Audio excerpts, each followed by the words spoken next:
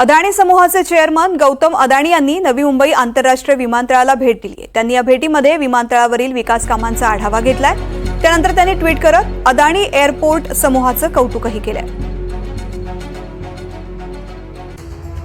गौतम अदानी यांनी केलेलं ट्विट आपण पाहूयात।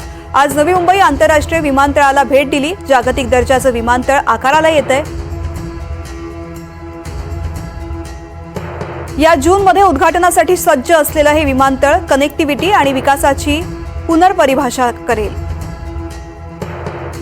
हे स्वप्न प्रत्यक्षात आणल्याबद्दल अदानी एअरपोर्ट टीम आणि भागीदारांचंही कौतुक,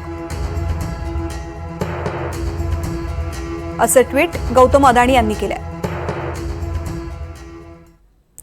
अदानी समूहाचे चेअरमन गौतम अदानी यांनी नवी मुंबई आंतरराष्ट्रीय विमानतळाला भेट दिली आणि त्यावेळेस त्यांनी विमानतळावरील विकास कामांचा आढावा सुद्धा घेतला।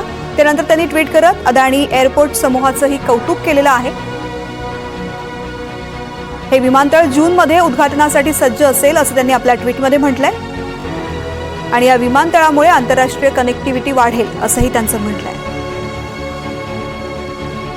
नवी मुंबई आंतरराष्ट्रीय विमानतळाला भेट दिल्यानंतर यावरती गौतम अदानी यांनी प्रतिक्रिया सुद्धा दिलेली आहे। आंतरराष्ट्रीय दर्जाचं हे विमानतळ लवकरात लवकर पूर्ण व्हावं यासाठी अदानी समूहाकडून प्रयत्न केले जातात आणि या विमानतळाचं उद्घाटन जूनमध्ये होण्याची अपेक्षा आहे। या ठिकाणी अखेरच्या टप्प्यातली कामं सध्या सुरू आहेत आणि याचा आढावा अदानी समूहाचे चेअरमन गौतम अदानी यांनी घेतलाय।